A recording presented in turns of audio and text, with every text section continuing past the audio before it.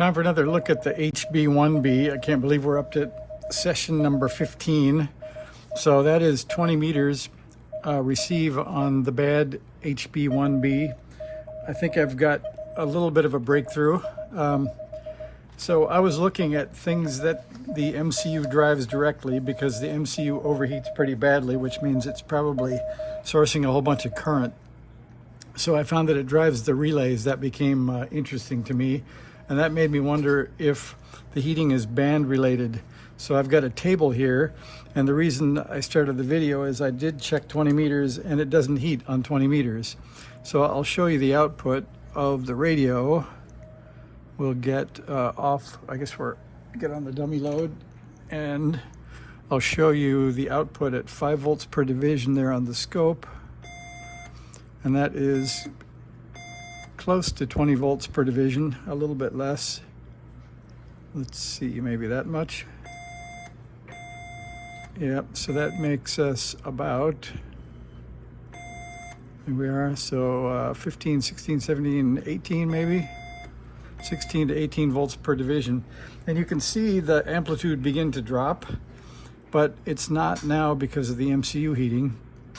So it could be the output itself, the output transistor, although it's not warm to the touch, something is heating, you can tell, because it drops off slightly. I'm not going to keep going, but the other interesting bit, if you've noticed, is the side tone isn't drifting down like it did in the beginning, and I think we've isolated that too. So what I found was the way this radio drives transmit is they use a separate, I assume that's a PIC chip maybe, the keyer, which is a little 8-pin dip, and it has the output of transmit and TX. So my thought was look at those, and they had a bunch of RF on them. So I'll give you one more eye-popping chart here, back to the schematic. I decided, based on the input from yesterday from Nevmar, he was interested in R40s, he or she was interested in R46, and I put the scope on both sides of this expecting a DC clean looking signal. And both of them had a pretty good amount at that point on 40 meters of 7 megahertz RF on them, which is usually not good for keyers. So I decided to put a 0.1 microfarad here between pins 7 and 8 on this chip because there were some pretty easy via holes. So I stuck them here. I'll show you that. So these are obviously temporary, but let's see if I can get that up there for you. So you can see I put 2.1 caps in. I put one on each side of R46 to ground. And now, let's see, if we probe one of those with a fairly low voltage scale here, you can see, I guess I'll just grab the side of the cap here. You can see we're on AC coupling. So now there is maybe 200 millivolts. There was a huge signal before. So this is way, way better. Out of a 5 volt signal, there's a couple hundred millivolts of RF. So those caps seem to make the keyer behave better. It doesn't drop in frequency and do weird stuff. So regardless of what I fix, I'm going to leave those in. So back to the original interesting piece. I found that with the question of is driving the relays, does that make the heating problem related to the band it's on? And apparently it does, because I just measured, let's see, we're on 14037, and when let's see if I can do a 2-finger heating and probing test for you. Let's see, I'll pull that back a bit. I can get my thumb on the chip and I can get a scope probe on here. So I'll probe the output. We'll go back up to 5 volts per division. And there is without my finger on the RF, there's the RF output. I'll put my finger on the MCU, or my thumb, and that is not heating with a pretty long transmit key down. So I'm going to keep a record here. We have on this radio 80, 40, 30, and 20, and it is a no on 20. And we will switch over to memory and 30 meters and see if we get the same result. Fairly non-scientific testing here.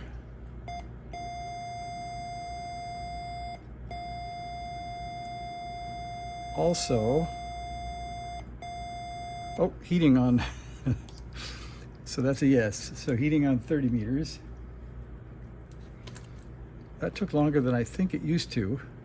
I'm not sure why. Now we're at 7053.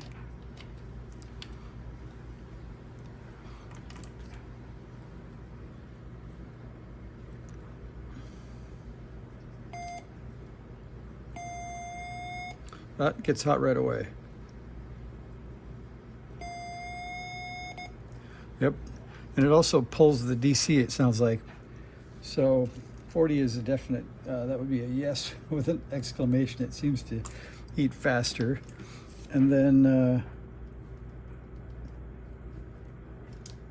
there's 80, 3.57, how about 3.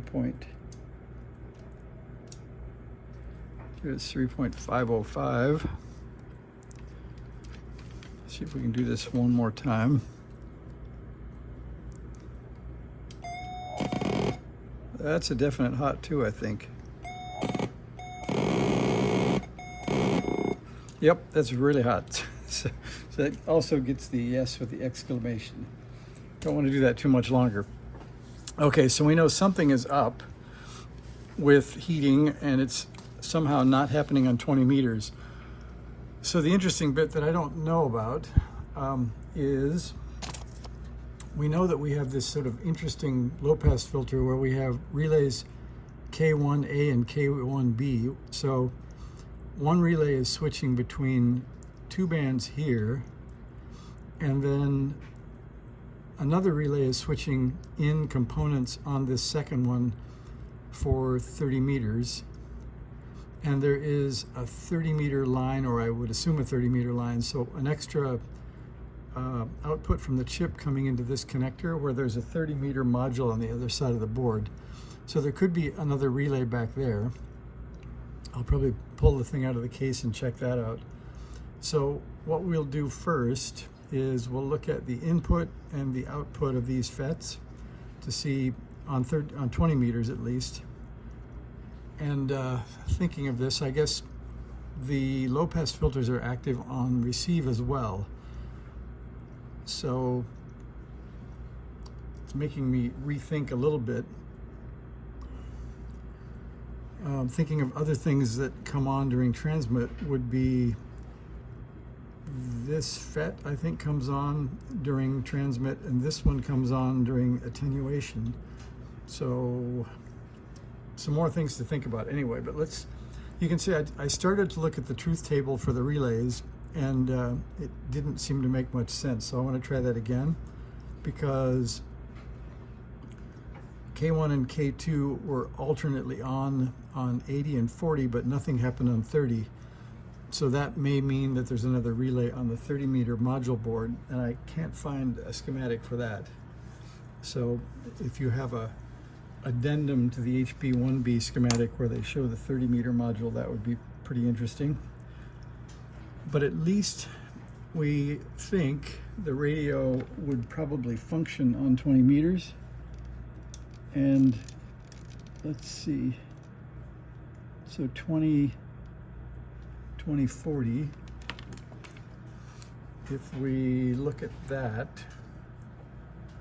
and let's see, let's get that level and see what's happening on 20. That's a big solder blob. So that is 17 or 18 volts peak to peak. And let's see if we do, let's give it credit for 18. We'll square that and divide by 400. So we got 0.8 watts coming out on 20 meters. So we still have low output, but at least we don't have heating. So that is a start. And I imagine we have low output because we probably have the wrong filter selected, which kind of makes sense now that we think this is band related and maybe relay related, but we don't know much yet. So I'm not going to put you through the measurement, but what I'm going to do is go through each of the 4 bands and probe the input to each of these FETs, and then what should be 12 volt lines switching these relays in, and I'll see if they make sense and if they're actually switching in those 2 relays like they should. And then I'll have to pull it out of the case to see if there's a relay on the 30 meter board, so I'll do that.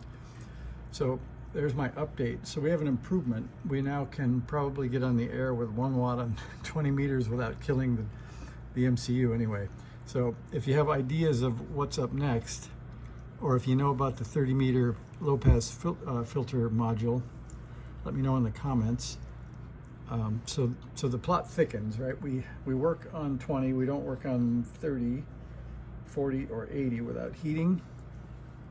And it seems that K1 and K2 are related to 40 and 80. So I don't have the magic solution yet, but at least I'd say it's kind of a radio on 1 band anyway. So with that, I'll see you next time around. Thanks, bye.